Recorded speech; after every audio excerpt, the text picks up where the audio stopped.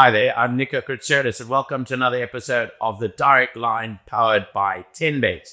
Coming up on today's show, we chat to two more apprentices like we did last week. We've got Kobedi James Dahaba in the studio, along with Tret Mayu. I'll be finding out a little bit more about their apprenticeships and how they're going. Stay with us here on The Direct Line.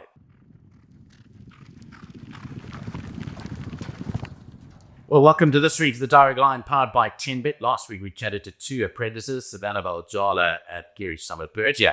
I've got two more apprentices in the studio this week, and we'll be chatting to Kobedi James Dahaba and Tret Mayu. And here they are. All right, that side is Kobedi, my left side is Tret, but you'll notice that they dress differently, and that's the first noticeable difference. And let's ask Kobedi or James, which do you prefer, Kobedi or James? Either? Because I call you Kobedi, but everyone calls you James. Yeah, that's easier. Everyone can't pronounce my name. I catch it like Kobeli, but I pronounce it in Sotho. In Sotho, correct. So you told me that when I first met you. Yes. Because I asked for qualification that you confirmed it. So I'm going to call you Kobedi on today's show. But tell us why you've got a white jacket on and Trent's got a black jacket. A white jacket means I already ride more than 50 winners for my career as an apprentice. Right. And you are in your final year. Yeah, it's my fourth year. Your fourth year, yes. And Trent, you were champion apprentice for the last season in Gauteng, but you would narrow yourself champion apprentice nationally. Yeah, look, Mr. Christian, I think that's life, eh? That's life. It was unlucky the way things happened, but what can I do? The past is the past. Just got to focus on the future. Absolutely. Now, I'm glad you said that because it's you were injured for a substantial part of the last race season. How many months was it? 4 months. 4 months out. Yeah. Which is basically a third of the year. Yeah. And you were leading a strong lead, but a Brevet Pride Cater and snared you on the line. How are you doing? I mean, how's it back riding now? Have you overcome all your injuries? Yeah, look, I'm definitely in a significantly better place than I was, let's say, 2 months ago. My strength was all about back now. I think for the moment, it's just to get the rides back again, all the support I once had. It's quite difficult going back from the injury and all that, and the rides are scarce at the moment, especially with the post sickness and all of that. But hopefully once the raids come and the field start filling up again, everything will change. Well, I'm glad to hear that positive thought because it's at the start of a new season and it's all about putting in what you get out to. And you've been doing the odd yards, so well done to you. I want to come back to Kobedi because you were champion national apprentice season past. And after you won that championship, things went a little bit quiet. Yeah, after I won my championship, things went quiet. I was not getting more support in Devon. Then everything went down. Even my confidence was down. So I didn't want to ride work because I thought it's pointless to ride work without getting rides. So everything was just quiet up until Mr. Mawing gave me a call to come to. So how did that all work? Was it a call out the blue, or did you have conversations with him beforehand? No, he called me to come ride a horse called Blue Horizon. Then I came here and I won on the horse. Then he said me, I thought you left the game, you don't ride anymore. So why don't try to move this side? He will support me. And then I moved this side and everything started going very well for my side. I mentioned it on last week's show that in the years gone by, generations ago, apprentices were attached to stables where they lived with the trainer and they did everything with that trainer. You are getting some great opportunities from the Mawing stable because you ride all the horses. Yes, I really getting more support by Mr. Mawing. Even in the group races, he's putting me on. So it's giving me opportunity to ride in big races, to get more knowledge of how to ride in big races, to not be scared. But my first time I was scared to ride in big races. But why? I mean, you've ridden 50 winners. Is that Is it just riding against the other jockeys? Yeah, you got fear. Intimidating. Big race, everyone wants to win a big race. So that's why I was a little bit scared. But now, for the opportunities I'm getting from you, I'm really grateful and I'm learning a lot from that. Absolutely. And you're doing so well. Just coming back to you, Trent, your whole family is in racing. Your dad's a trainer. He gave you a few rides yesterday. He continues to give you rides. He recently came back to training. Your sister was involved in racing, obviously, and also your brother-in-law Ryan Munger is an established jockey now. I knew you from many years ago as a young boy coming up with the rest of the Val Traders kids to the commentary box and sitting there watching me commentate racing. Do you remember those days? Not that long ago, yeah, seriously. Now, did you always want to be a jockey, or did that sort of change whilst you were growing up? I'll be honest, I didn't want anything to do with racing until around COVID. When school stopped, I was obviously at the mall. I had nothing to do, and the horses were out there. So let me. Also, it was at the time when Ryan was in Singapore, or just come back. So I was feeling a little bit of inspiration from how well you did that side. And I said, well, let me just give it a go. And if things work, they work. If not, I can just go back to school. But you also started with the work I geez, Mr. Marie piece. And because you're pretty tall. Yeah. You're pretty tall. So it must count a little bit against you. Yeah. So the first time I applied to the academy, they denied me and said I'm going to be too heavy. Then I decided I'll go the work route like Clark Hewitson and Calvin and all those gents. Thankfully, it worked out and they ended up accepting me in 2023. And yeah. You've ridden a lot for the Species Yard. You've had great success, on one of their best horses. 100%. I'm very grateful to have them by my side. They've always been there for me. They continue to be there for me. Obviously, I'm going to make mistakes and still learning. They understand that. Francie was an ex-jockey, very good one at that. He gives me a lot of advice. Mr. Spies, very good trainer. They've been in the game a very long time. So it's nice to have a yard like that behind you. Yeah, absolutely, because they're responsible for a lot of your rides. Just going back to Kibeti, because your riding days began with traditional bush racing, didn't it? And where? In the Eastern Cape? No, I started at where there's the bush racing. In Harry Smith? Yes. So that's the Free State? Yes. Were you born there? Yes, I was born there in Middlesbrough. Okay. Yes, I started by bush racing, but I was not my thing to ride horses. I was looking to be a farmer because I was learning for agricultural school to be a farm. Right. Then Mr. Stoffel, where I stayed with him because my parents passed away, both of them. So he took me like one of his sons and taught me how to ride horses. That's how I get to the academy. But I got rejected first time when I applied to the academy because of my weight. I used to be a bodybuilder. Then they said, nah, I'm too heavy for that. Then I tried to work out my weight. So now I'm looking around 52. Well, that's amazing because you were doing weights, obviously. Yes. Yeah. So you wanted to be a bodybuilder? Yes, I was doing more bush. But you know that Kevin Lorena wanted to be a jockey. And what about him? Well, obviously, look at him. He ended up being a heavyweight boxer. End of the day, he did ride in some work rider races, Kevin, but he's ended up obviously choosing opposite to you.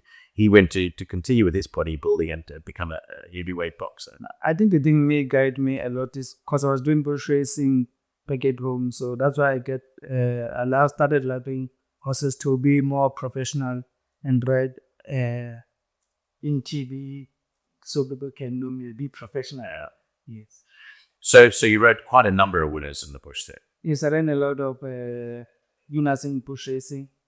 And there, to be honest, there's no rules like here, like rails, interfere. So I can just take you out. Take them out. There was no rules there. So here, it started like giving me a problem because from my knowledge on bush racing is not the same like this one. Yeah, to adapt. Yes, so I had to learn a lot for this side. And you soon learned your lesson when you got into trouble. Yes, I did. Yeah. But your confidence looks up because I remember seeing you down in Durban and asking you the same question, what happened to you? And your confidence was very low. So you look in a great space now. What's life like with Mr. Moore teaching you guys? Do you have a lot of respect for him? Yes, I will really appreciate for Mr. Moore because he changed a lot of my style and my riding. Because if I watch all my races from Durban, my knees were open a little bit. And Mr. Moore tried to make me close my knees so I can see now everything is all right now. I'm not making more mistakes. And also in Durban, my confidence was down. Like I said before, I was not getting a support. So I can't just wake up every morning to ride work for Nati. So that's why it killed me a lot. And people, I would say most of trainers thought that I'm lazy. But I was not. It was just like, I didn't like what was happening to me. Straight after I lost my click, we didn't get the support. Right. Up until Westemawin called me. And that's right. The claim is an important thing. As we mentioned, you claim 4 kilos until you ride 20 winners, and then it drops down to 2.5 kilos until you ride 40 winners, and then you lose your claim at 50 winners. And Trent, you still had 1.5, and it cuts a big part. I mean, when you look at the rides you brought in a day, how does that 1.5 play on you? Because it is at an advantage for you. 100%. I mean, you're taking 3 points of loss. Yeah. 3 Merry points. His loss when you with 4 points. You're bringing it pretty much back to where it was. Yeah, it's a huge advantage if you had the draw on every year. You're obviously taking weight off its back. So yeah, I think it's a major player. Especially for like trends like Mr. Peter who run the horses when they came 6 to knots, but they came 400, puts them bang in the race. So I mean, I think that's a big key factor to where we get a lot of our rides from. And yeah.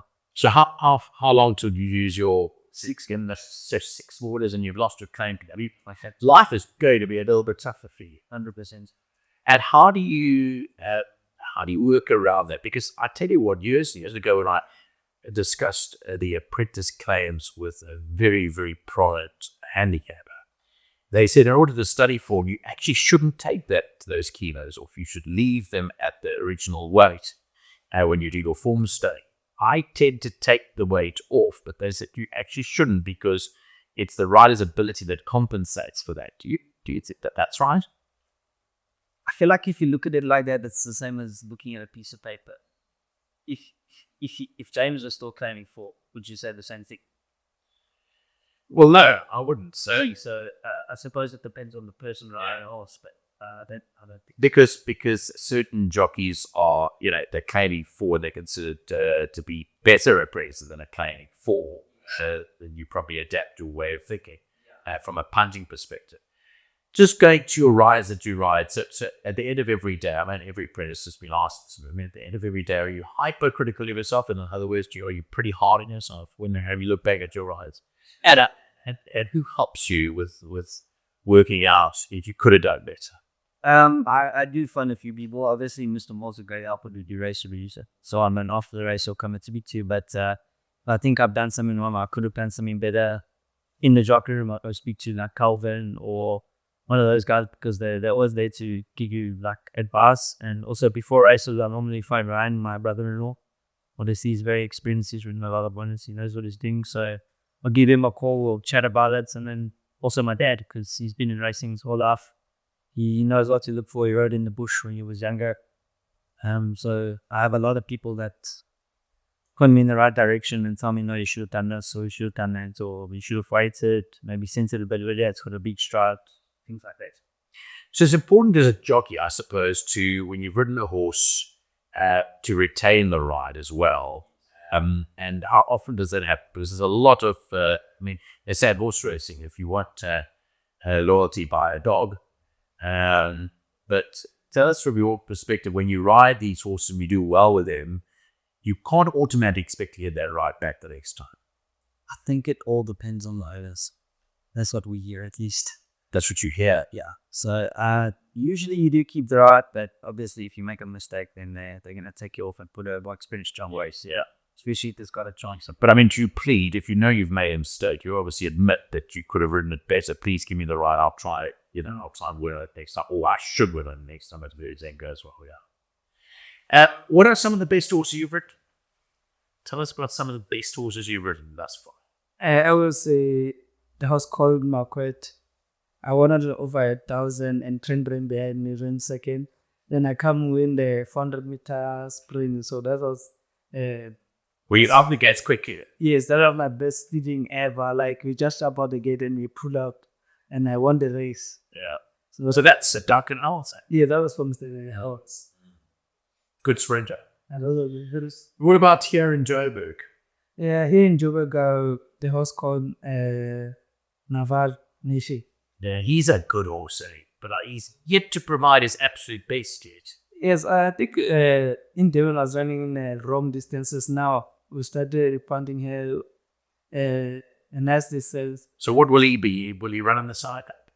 Yeah, we're looking for running it over Summer Cup because July Day, I ran short at second. It was 33-1, and I tipped it to everyone on the race course that day. I thought It was so close. I would say it depends. I was honest. I was gonna with the rest because I got caught on a box seat, so I couldn't do anything. I had to wait for the first wait, and also we can't just do can't spray it. Yeah. So that's how in the previous one is Was the Gold Cup too far then? yeah. In the last 2 years. We didn't enjoy that Gold Cup because every time it's on the bed, and when I return home, when I ask, it responds quickly. That time just stayed there like that the whole way. So the best is, as I'll say, 2022. It's the best. Okay, so we've got to keep on watching that in action then. To Other stage. And you also ride for other stables. You're not only riding for Yes, I do get right for other trainers like Mr. Peters giving me a support. Mr. Easy, Mr. Magna, they support me since I come here. And Mr. Lazy, they is the one who support me a lot since I moved here. You'll be soon out of your time, and then the question is what happens because you're a fully fledged jockey. No one's looking after you. You're looking after yourself. Are you confident to take the world up? Yes, I'm very confident because having Mr. Mom on my side just always tell me don't change your attitude. And you're riding every time, go to work to get more rides. Not like if you are a jockey, you don't go to work, you take your beat now. Mm-hmm. Carry on, be humble and ride work. Call for the rides and carry on making your own man.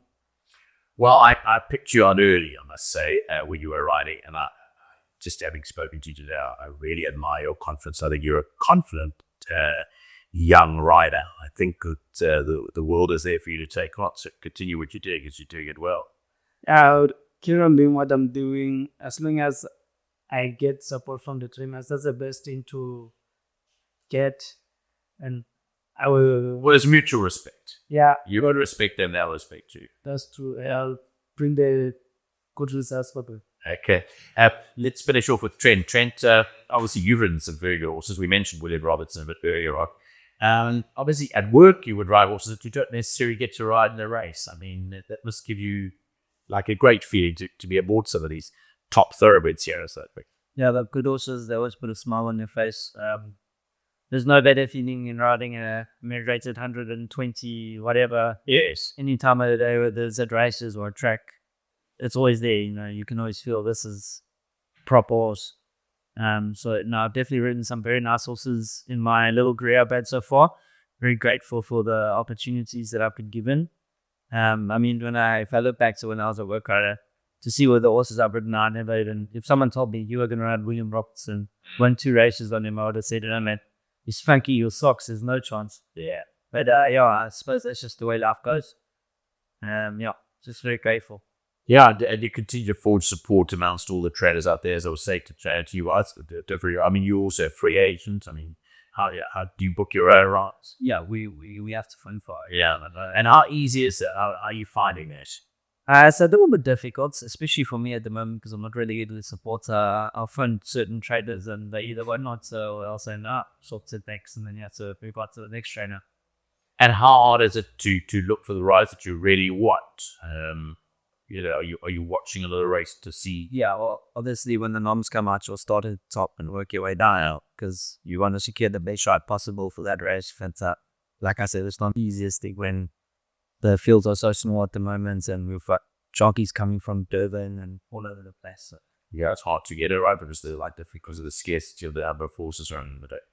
But you had the whole season ahead of you. We've only had 1 month of the season thus far, and you know you must make a go of it. But you're confident in yourself, and you're back looking fit and well. So you've got every opportunity to do it. 100%. Just got to keep working hard, stay humble, like James said, and we'll see whatever happens. Well, thanks, James, for coming in. Really appreciate your time. Kaperi, James de Harver, Trent Mayu were my guests on this week's The Direct Line. It's been a great pleasure seeing them and hosting them again, and let's hope that they have lots of winners in the season.